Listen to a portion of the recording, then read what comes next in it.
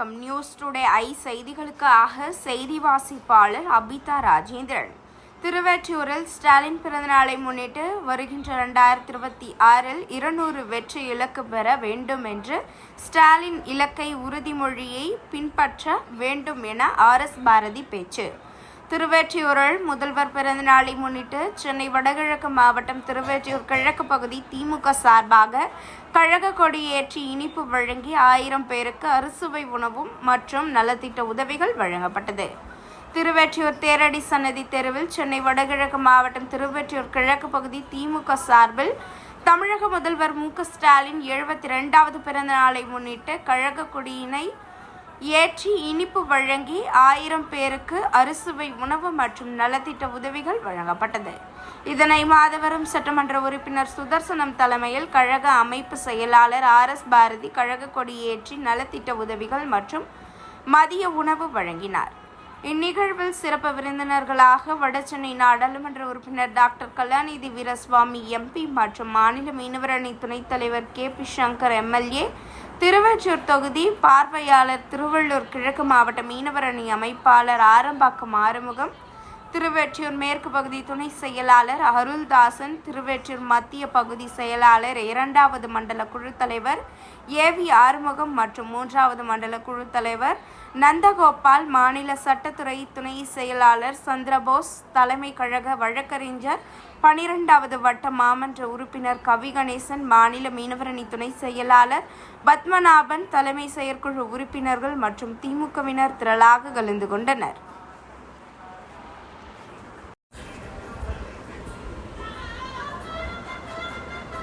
நிகழ்ச்சிக்கான ஏற்பாட்டை திருவெற்றியூர் கிழக்கு பகுதி செயலாளரும் 1வது மண்டல குழு தலைவருமான திமு தனியரசு செய்திருந்தார். மாதவரம் சுதர்சனம் MLA தலைமையில் மத்திய அரசு நாடாளுமன்றத்துக்கான தொகுதிகளை குறைப்பதை கண்டித்து உறுதிமொழி எடுத்துக்கொண்டனர். பின்பு மேடையில் பேசிய RS பாரதி, ஒன்று இந்தி நாட்டுக்குள் நுழையக்கூடாது. பேரறிஞர் அண்ணா காலத்தில் தொட்டு 1968 இருந்து தமிழ்நாட்டில் கடைபிடித்து வருகின்ற இருமொழிக் கொள்கை எதிராக எது நடந்தாலும் தடத்திலிருந்து முன்மொழிக் கொள்கையை தமிழ்நாட்டில் நுழையவிட மாட்டோம் என்ற வகையிலேயே என்ற உறுதிமொழியும், அதேபோன்று நாடாளுமன்றத்தில் நம்முடைய எண்ணிக்கை குறைப்பதற்கு சதி திட்டங்கள் தீட்டப்பட்டிருக்கிறது. அதை கண்டித்து அதை நாங்கள் ஏற்க மாட்டோம் என்றும் இந்த ஆண்டு ஸ்டாலின் பிறந்தநாளில் உறுதிமொழி ஏற்று உள்ளோம். 2026 மிகப்பெரிய வெற்றி பெற வேண்டும். மேலும் 200 இலக்கு என்ற ஸ்டாலின் உறுதிமொழியை ஏற்றுக்கொள்ள வேண்டும் என்று தெரிவித்தார். நம்முடைய தமிழக முதல்வர் கழக தலைவர் அவர்கள் ஆட்சி பொறுப்பேற்றவுடன் சட்டமன்றத்திலே அறிவித்தார், வாக்களித்தவர்களுக்கும் வாக்கு அளிக்காதவர்களுக்கும் நாங்கள் சேவை செய்வோம் என்கிற அந்த அடிப்படையில் இன்றைக்கு திருவொற்றியூர் தொகுதியிலே பல்வேறு நலத்திட்டங்களை இன்றைக்கு திராவிட மாடல் அரசாங்கம் செய்திருக்கிறது.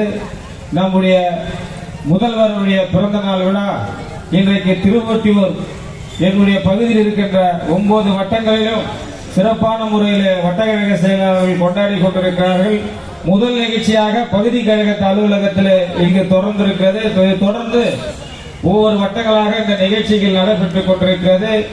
நம்முடைய அமைப்பு செயலாளர் அண்ணன் RS பாரதி அவர்கள் நம்ம சைலன்ஸ் சொன்ன மாதிரி, அது மழை வந்துருச்சு, ஒண்ணுமே பண்ண முடியாது, யாருமே வரமாட்டாங்க நினைச்சோம். ஆனால் அமைப்பு செயலாளர் அவர்கள் அவ்வளவு கொட்டு மழையிலும் வருகை தந்து அத்தனை பேருக்கும் நலத்திட்ட உதவிகளை வழங்கி அறுசுவை உணவு வழங்கி அவர் சென்றார்கள். அவர்களுக்கு நான் வாழ்த்துக்களை தெரிவித்துக் கொள்ள நான் கடமைப்பட்டிருக்கிறேன். ஏனென்று சொன்னால் திருவொற்றியூர் பொறுத்த வரைக்கும் அவருக்கு அண்ணனுக்கு நன்றாக தெரியும். அண்ணன் மாவேனா காலத்திலிருந்து, TKP காலத்திலிருந்து, TC விஜயன் காலத்திலிருந்து, தீவா விஸ்வநாதன், அண்ணன் KPP சாமி காலத்திலிருந்து இந்த திருவொற்றியூருடைய நலனை தெரியும். தொழிற்சங்கவாதியாக இருந்திருக்கிறார், வழக்கறிஞராக இருந்திருக்கிறார். இன்றைக்கு நிறைய பேருக்கு மாநகராட்சியில வரி ஏற்றி விட்டார்கள் என்று சொல்லி குறைப்பட்டுக் கொள்கிறார்கள். ஒரே ஒரு விளக்கம் தான், திராவிட முன்னேற்ற கழக ஆட்சியில நாங்கள் கண்டிப்பாக மாநகராட்சி மூலமாக வரி ஏற்றவில்லை. 2019 அதிமுக ஆட்சியில வரி ஏற்றப்பட்டது.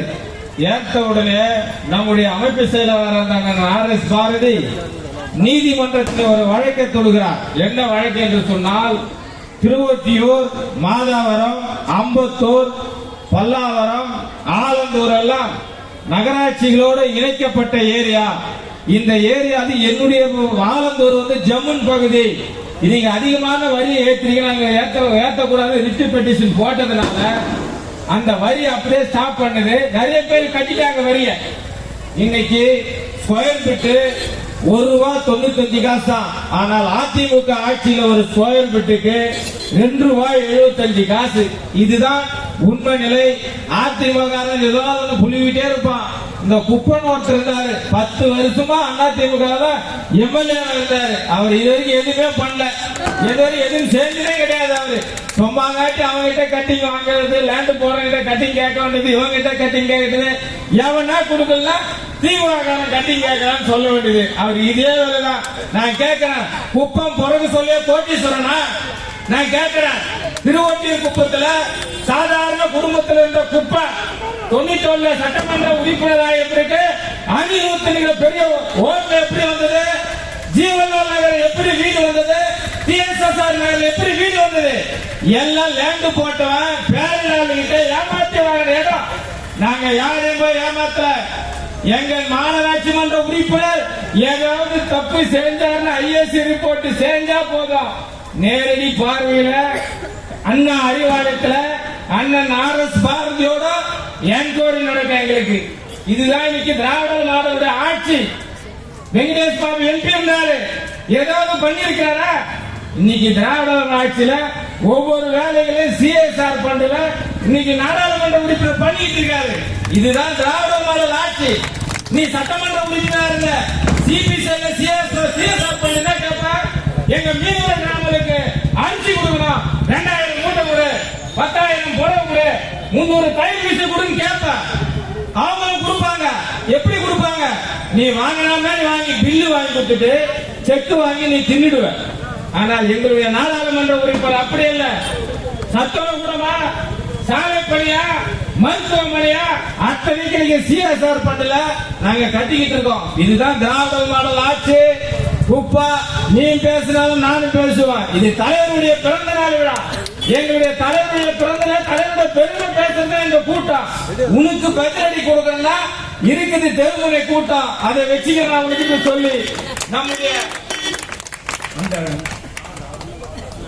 தொடர்ந்து நாம் பல எதிர்ப்புகளையும் இடர்பாடுகளையும் சந்தித்துக் கொண்டிருக்கிறோம். உங்களுக்கு எல்லாருக்குமே தெரியும், ஆட்சிக்கு வந்த உடனே அந்த நேரத்தில் கொரோனா தொற்று. இந்த 4 வருஷத்துல பாத்தீங்கன்னா தொடர்ந்து கொரோனா தொற்று, இல்லைன்னா வெள்ளத்தால் ஏற்பட்ட அந்த சீற்றங்கள், அது 2024 மிக மோசமாக இருந்தது. இந்த இடர்பாடுகளை எல்லாம் தாண்டி தொடர்ந்து தமிழ்நாட்டை இந்தியாவின் முதன்மை மாநிலமாக வழிநடத்தி கொண்டிருக்கும் நமது கழக தலைவர் அவர்கள், அவருடைய பிறந்த நாள். அதே போல பல அருமையான திட்டங்களை கொண்டு வந்திருக்கிறார். அந்த திட்டங்கள் எல்லாம் நான் உங்களுக்கு சொல்ல தேவையில்லை, ஏன்னா எல்லாருமே பேசியிருப்பாங்க. மகளிருக்கான உரிமை தொகையாக இருக்கட்டும், உரிமை பயணமாக பேருந்துகளில் இலவசமாக செல்வதற்கான திட்டமாக இருக்கட்டும், பெற்றோர்கள் அவருடைய மனக்கவலையை போக்கும் வண்ணம் பள்ளிக்கு செல்லும் இளம் குழந்தைகள் காலை சிற்றுண்டி திட்டமாக இருக்கட்டும், இப்படி பல்வேறு திட்டங்களை கொண்டு வந்து மக்களுக்காக தொடர்ந்து பணி செய்து கொண்டிருக்கும் நமது கழக தலைவர் அவர்கள் அடுத்து வரவிருக்கும் தேர்தலிலும் ஒரு மிகப்பெரிய வெற்றியை பெற்றால்தான் தமிழ்நாட்டிற்கு அது நல்லது, தமிழ்நாட்டு மக்களுக்கு நல்லது என்ற ஒரு கொள்கையுடன் நாம் அனைவரும் பயணம் செய்ய வேண்டும். ஆகையால் அவருடைய பிறந்த நாளான இன்று அவர் ஏற்கனவே ஒரு அறிவிப்பை சொல்லியிருக்கிறார். தமிழ்நாடு என்றும் அவருடைய உரிமைகளை விட்டுக் கொடுக்க மாட்டார்கள் என்று அந்த சூளுரைகளை நமது அமைப்பு செயலாளர் அவர்கள் படிக்க அனைவரும் அந்த சூழலை ஏற்றுக்கொள்வோம், அனைவரும் இணைந்து பயணிப்போம். மாண்புமிகு முதலமைச்சர் அவர்கள், கழக தலைவர் அவர்களை மீண்டும் முதல்வராக்குவதற்காக இன்றிலிருந்து தொடர்ந்து பாடுபடுவோம். நன்றி, வணக்கம். ஒரு தீர்மானத்தை கொண்டு வருகிறது ஒன்றிய அரசாங்கம். அதை எதிர்க்கின்ற வகையிலே நம்முடைய தமிழக முதல்வர் அண்ணன் தளபதி அவர்கள் வேண்டுகோள் விடுத்திருக்கிறார். அந்த அடிப்படையிலே அந்த உறுதிமொழியை நம்முடைய வடசென்னை மாவட்ட கழகத்துடைய செயலாளர் மாதவரம் சுதர்சன் அவர்கள் படிப்பார்கள். இங்க இருக்கின்ற தாய்மார்கள் ஒன்றிய அரசிற்கு எதிர்ப்பு தெரிவிக்கின்ற வகையிலே நீங்கள் எல்லாம் எழுந்து நின்று அந்த உறுதிமொழியை மாவட்ட செயலாளர் வாசிப்பார். நீங்களும் கூட சேர்ந்து வாசிக்க வேண்டும் என்று அன்போடு கேட்டுக்கொள்கிறேன். அனைவரும் என்னுடைய கையில் வச்சுங்க. ஆமா அதுவும் இதாப்பா.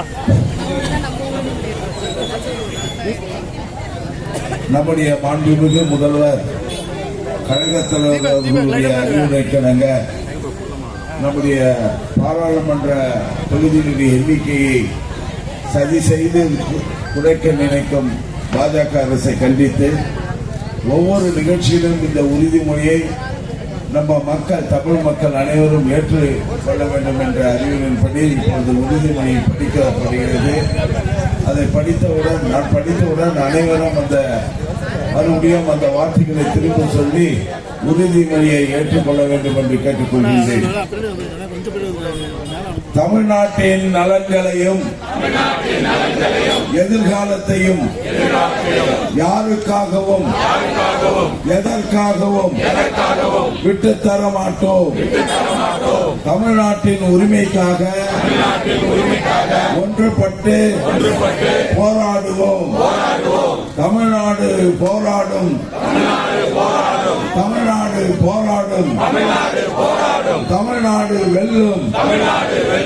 தமிழ்நாடு வெல்லும். இதுதான் ஒரே இலக்கு. நன்றி, வணக்கம்.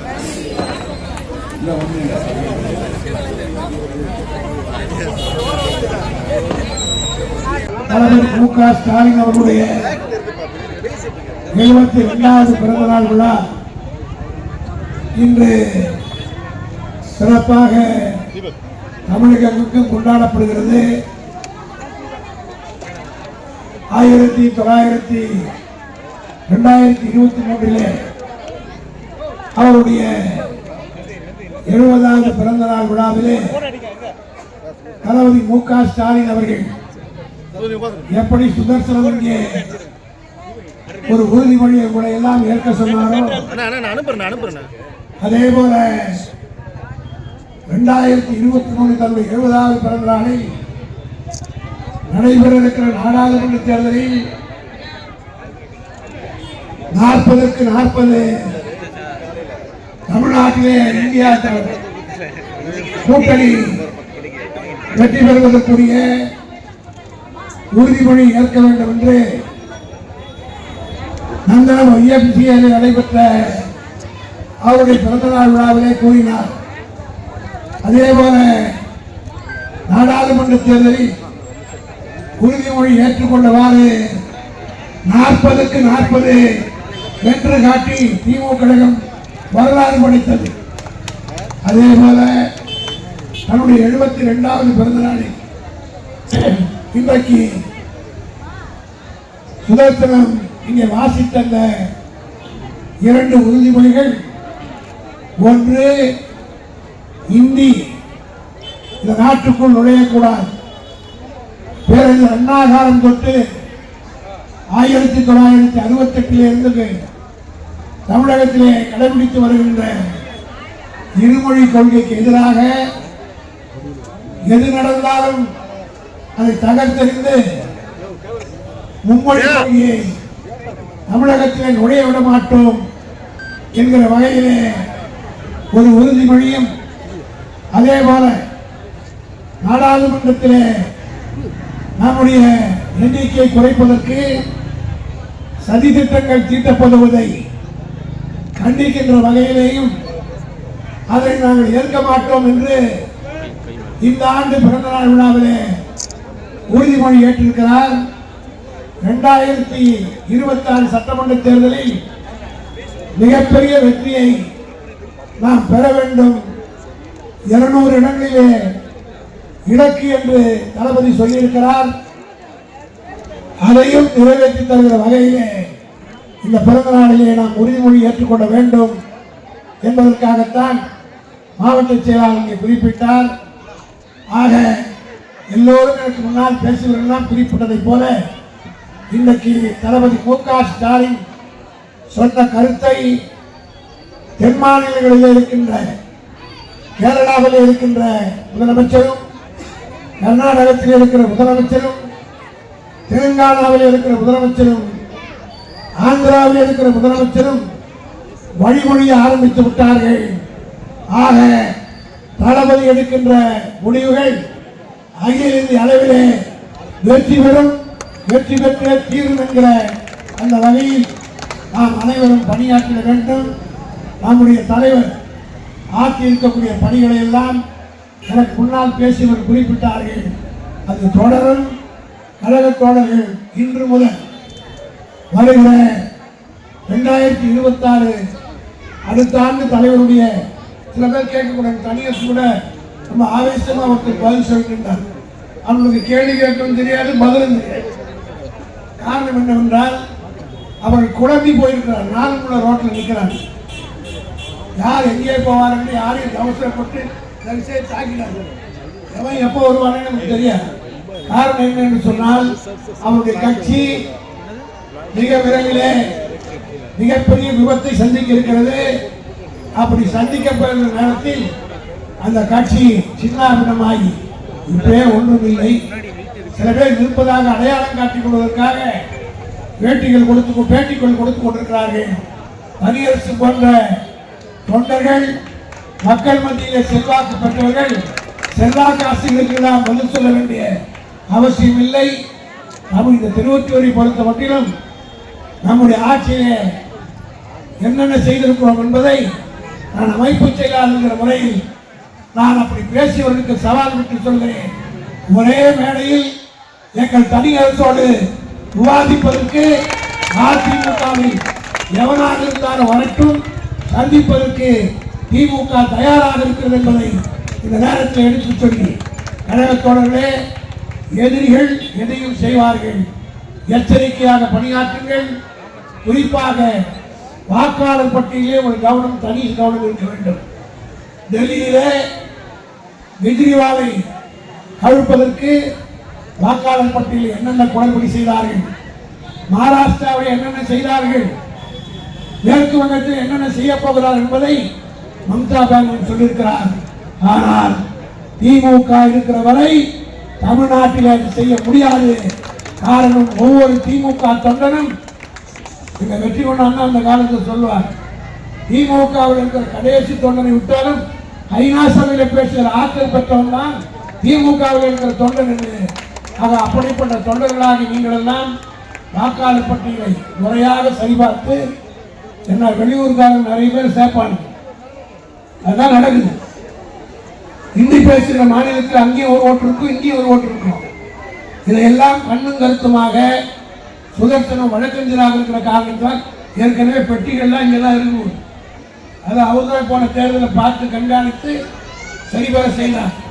தனி கவனம் வாக்காளர் பட்டியலை பார்வையிடுவதற்கு வழக்கறிஞர் என்ற ஒரு குழுவை சுதர்சனம் நியமித்து மாநகராட்சி மன்றங்களோட டைப் செய்து மாதம் ரிவ்யூ பண்ண வேண்டும் நம்முடைய மாவட்ட செயலாளர் என்பதையும் தலைமை கழகத்தின் சார்பாக என்னுடைய வேண்டுகோளாக வைத்து தளபதி வாழ்க என்று வாழ்த்தி விடைபெறுகிறேன்.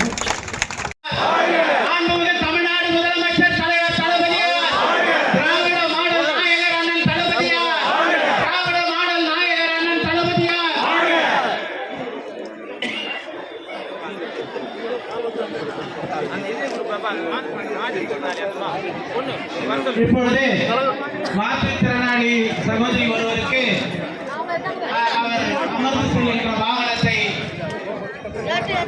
கழகத்தின் இருவண்ண கூடிய கழகத்துறை அமைப்பு சார்பாக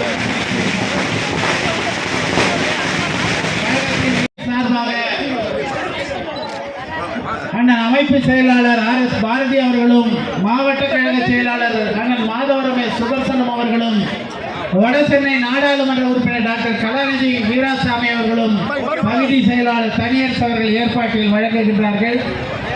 நிகழ்ச்சியிலே அடுத்ததாக அவர்களை